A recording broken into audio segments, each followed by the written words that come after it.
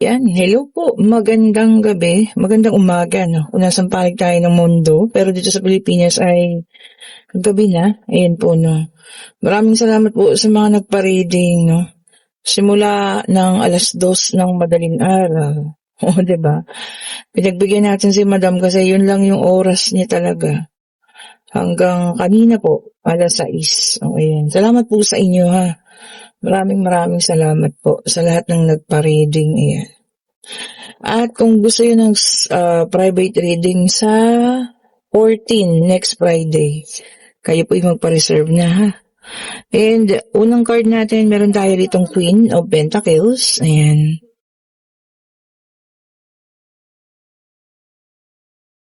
Tignan natin paano. Then, meron tayo rito Nine of Wands. We have here the Justice. Oh, ayan ano. Okay.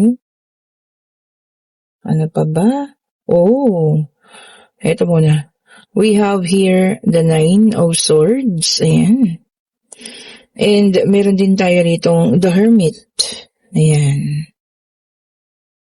Okay. Tignan pa natin. Ano. Meron tayo rito Nine of Swords or Eight of Swords. Ayan. And meron tayong Queen of Swords. Ayan na. The Justice na. Queen of Swords pa. Okay. Tignan pa natin ano. Para sa final card, meron tayo ritong Four of Swords. Ayan. Ito na. May taong nananahimik dito, no? Maaaring ikaw ito. Kasi pananahimik ko. Ng taong, alam mo na, nasaktan. Ayan, ayun, no? Maraming naramdaman, maraming emosyon. Kumbaga, yun na lang yung parang pinaka mo, no? Para nahimik ka. Kung ikaw man ito, no? Yung taong talagang nasaktan at maraming dinaramdam, kumbaga ganyan, halos hindi makaalis dun sa mga sitwasyon na yun kasi sobra-sobra yung mga sakit na nararamdaman, di ba? So, ito po ito nga, yun nga, nananahimik na ka naman, ayan, pananahimik, parehas yan, the Hermit at itong, Four of Swords. At, alam mo yun, mapipilitan kang, ito, lumaban na, no? Bakit? Kasi, alam mo yun, parang sa lahat ng mga nangyari, ngayon, itong ex-person mo, parang ang lumalabas pa dito, kasalanan mong lahat, kung bakit nangyari yun. Diba? Binabaliktad niya pa yung pangyayari. So, alam mo yun, nalaman mo lahat yan, pero masakit, diba? Nakasakit pa rin, pero pinilit mo na lang na pananahimik. Kasi parang sa sarili mo, no? Kung hindi ka kayang irespeto, di ikaw na lang, respetuhin mo yung sarili mo. So, parang gano'n, Pero ito na, siguro darating sa point na talagang magiging sobra sila, or sobra siya. At talagang magiging Queen of Swords ang dating mo rito, ha? Huwag kang mag-alala, nandiyan naman ang ating, the Justice. Ibig sabihin, merong makakamit at makakamit ng kanyang kaparusahan. O, diba? Alam mo yun, iniwanan ka na nga, umalis na nga, diba? Tapos ngayon, yung mga ginagawa pang kwento, mali-mali pa, bali-baliktad pa ha. Okay po. So dito pa lang, kung dati nanghihinayang ka or talagang alam mo yun, sa taong ito na akala mo hindi mo kayang bitawan, pero ito na nga lumabas ang tunay na pagkatao, dito na, parang wala ka na rin gana pang kausapin or balikan. Dito nga siguro nilalagyan mo na ng hangganan or boundaries, Kapag ito lumabas pa dito, pwede mo nang, diba, bigyan ng leksyon. And sabi rito, nandirito rin ang ating Queen of Pentacles. Ayan ha. Sabi niya rito, hawakan mo mabuti kung ano man yung meron ka pa dyan. Oo, diba? Kasi, alam mo yan, baka isa pa yan sa gusto niyang targetin, Pero ang kanyang ginagawa naman ngayon, pananakit sa'yo. Nilaktan ka na nga noon, tapos eto na naman. Diba? Ano ba yan? Tao ba yan? Diba po? Ba't kanya kailangan gawin yan? Hindi niya kailangan gawin po yan, ha. Hindi po kailangan gawin yan. Parang wala namang pinagsamahan, 'di ba? Parang wala ng respeto. Hindi na nirespeto kung ano yung meron kayo dati. Tapos gugustuhin niya pa ba? Magbalik pa sa ganyan? Naku po, wag na. O, 'di ba? Tama lang ang ginagawa ninyo. Pag-alis, ayan, pananahimik, paglisan sa taong ito. Tama lang po yun. Hayaan niyo siya. Hindi po siya deserve, 'di ba? Hindi niya deserve ang pagmamahal mo, 'di ba? At pagrespeto mo. And meron tayong the high priestess na may dalang number 2. Ayan, sabi dito na things yet to be revealed. Marami ka pang malalaman. Hindi pa lang yan, marami pa pala siyang mga pinagsasasabing walang katotohanan. Malalaman mo raw yan. 'Di ba? And meron tayo rito 9 of Cups. Ayan, sabi niya rito, satisfaction. Ikaw naman ay satisfied ngayon, sa nangyayari sa buhay mo. Kaya siguro pinili mo na lang yung silence, and peace of mind. Tama naman yun. Tama po yun. Mas piliin natin yung kaysa dito sa mga taong ito, na pilit ka pa rin guguluhin at isasali sa gulo ng buhay nila. We have here the 3 of Wands, and sabi niya rito, moving on. Diba, moving forward. Yan ang maganda. Pagtalikod, sa lahat ng mga bagay. Pagtalikod sa tao, sa mga emosyon na naramdaman, sa mga kung ano-ano pa, sa mga bagay na lagi kang nilang gustong isali, Yan, talikuran mo na yan. Dreams or pangarap, ayan, marami ka pang pangarap. Ngayon, naisip mo lahat yan, diba? Ayan ang gusto mong buuin. Yan, tama po yan, At hindi po yung mga ganito, diba? Yan ang naisip mo ngayon. Diba po? Ganda naman. Mabuti po yun, mas maganda yun, kaysa yung patola ka pa dun sa mga or patulan mo pa, wag na. Ayan, meron tayong 8 of Wands, ayan. Sabi niya naman dito, gaining moments. Diba? Ito na yung mga gaining moments mo or mga panahon ng pagkapanalo mo. Diba? Wala kang ginagawa sa kanila pero triggered pa rin sila. Diba? Tsaka bakit naging gano'n na yung person mo? Parang naging bastos na. Diba? Wala nang paggalang. Ayan, meron tayong the star na may dalang number 17. So, number 2 and 17 ang ating numero. Ayan. Healing and positivity. Yan. Nakamit mo na.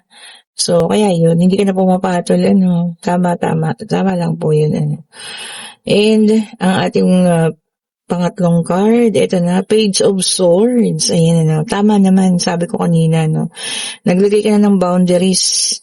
Parang sabi mo rito, hanggang dito lang kayo. Pero pag sumobra kayo, laban. Tama yun, di ba? Bakit ka papaano sa mga ganitong tao, di ba? Na talagang, alam mo yan, gumagawa na ng kwento para nagpapapansin ba to? Diba, baka nga, diba, nagpapapansin sa'yo. Sabi naman dito, good news after good news. Patong-patong na good news, para sa'yo. Napakaganda nun, diba? So, kung may iniintay ka, negosyo ba ito, promotion, pag-ibang bansa, ayan na po. Kasi nag-focus ka na. Ngayon, sa mga goals mo sa buhay, sa pangarap, yun na yung focus mo. Edi ito na, paparating na lahat ng mga swerte, kasaganaan. Itong taong to, wag yun na po itong patulan, ganyan nga sabi ko kanina. Huwag pansinin, hayaan niyo siya. Diba? Talaga lang papapansin yata ito sa inyo. Diba, KSP. Ito pa. And ito sa iba naman pwedeng sa'yo, pwedeng sa kanya, pwedeng kung kanino man, and meron tayong 2 of Swords, ayan sabi niya dito, options, ayan, may pagpipilian, may option ka, option 1 and option 2, baka option 3 pa nga sana mapili mo yung dapat, yung sapat, yung kailangan mo, diba yung talagang magagamit at magiging mas maayos ka, kung ano man po itong dapat mong piliin. 9 of Wands, Aries, Leo, and Sagittarius, ang mga fire sign, ayan. Sabi niya rito, gearing up for worst. Sabi niya, no? Parang meron kang dedepensahan. Ayan. Gearing up for worst defensive. Oh.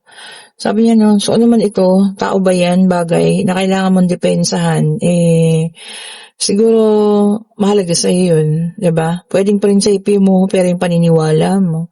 Pwedeng tao rin, na alam mo yun, at sa tingin mo, hindi dapat nila ginaganon. Nasa sa inyo po, ha? Kasi may ugali tayong ganun, diba? Lalo't hindi natin kaya yung mga pinaggagawa nila, so tayo mismo yung nagde-depends, o diba? And we have here the Three of Cups, water sign, Cancer, Scorpio, and Pisces. Sabi niya dito, no, celebration of friendship. Yun, no? Baka merong, friendship anniversary, ganyan, o, diba? Yung mga magbe-best friend dyan, at alam mo yun, magkikita-kita, o, diba? Yun ang mga tunay. Sabi ko nga kahit konti lang, basta alam niyo yun, tunay, yun ang masarap kasama po, diba? And meron tayong the Devil na earth sign. So, ano na bang meron tayo? Air, fire, water, and earth. Ang mga earth sign ay Taurus, Virgo, and Capricorn. So, nandito silang lahat. O, ayan na. Nandito po silang lahat. Wala namang naiwan. Toxicity, sabi niya. Toxic relationship. Bitawan na. Kung nandoon kayo, o kayo yung mismong yan, sitwasyon niya yan, ako. Hindi yan pinatatagal po. Kasi hindi ka mag-grow sa ganyan. Lalo ka lang mahihirapan. Lalo na kung toxic na, ha? Bumitaw ka na. And meron tayo ritong Nine of Swords in reverse. Air sign ito, no? Guilty. Ayan. So, somebody is guilty. Ayan po, ha? Bakit? Malaking kasalanan nun. Nagigilty, kung ano man yan, baka mag-reach out, no? Or magparamdam dahil nagigilty na. Sabi ko nga, depende pa rin sa inyo. And we have here the Four of Pentacles, earth sign ulit ito. Ayan.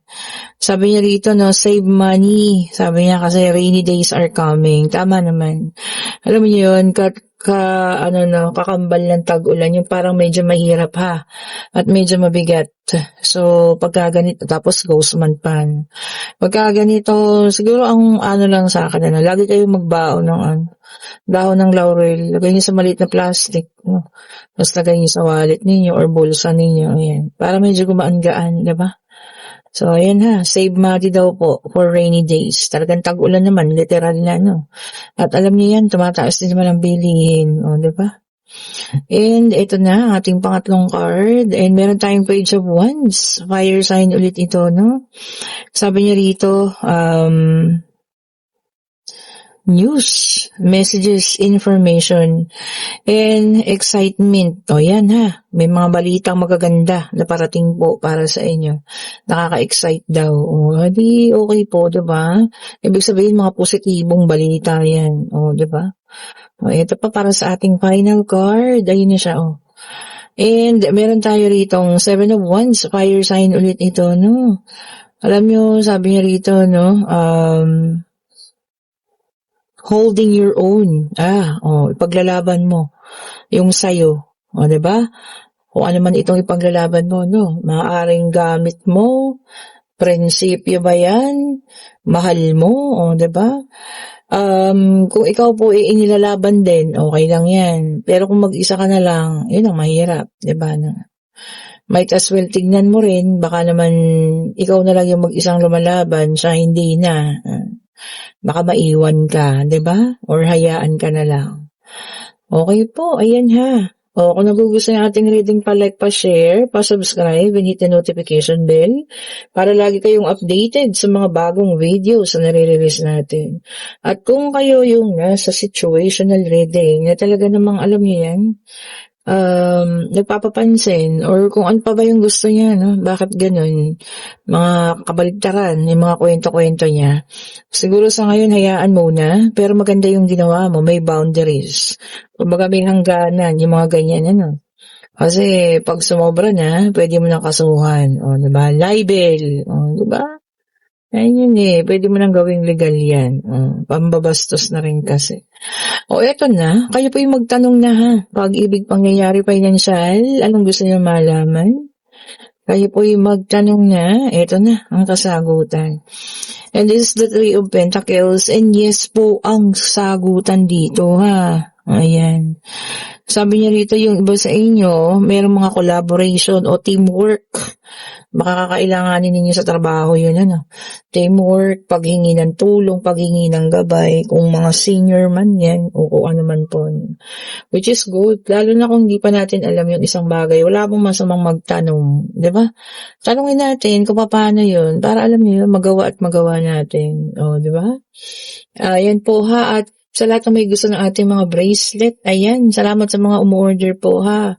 Thank you so much po sa inyo, sa mga umorder ng 5-in-1, Jade, Labradorite, ayan. Sa lahat ng mga kumukuha ng amethyst, ayan.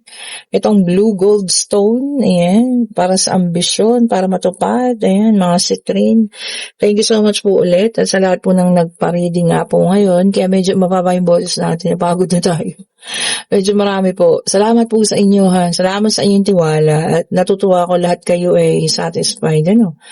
Satisfied sa inyong reading. Ayan. Naawa lang ako nung isa kay madam, no? Nakwento niya lang, ang laki-laki nung siningil sa kanya ng isang tarot reader din. Ayan. Ang laki daw po, sinabi rin niya yung amount. Tapos hindi siya na-reading. Hanggang ngayon, wala daw po. So, yun ano, mahirap, 'di ba? Maganda pa rin yung lumalaban tayo ng patas. Ayan, 'di ba? Sabi ko nga, 'wag ganoon, 'di ba? Kasi alam niyo yan, karma pa rin yan eh. Laban lang sa buhay na 'to, 'di ba? Patas lang. Okay po. Salamat po muli. Have a great evening po sa inyo ha. Bye-bye po.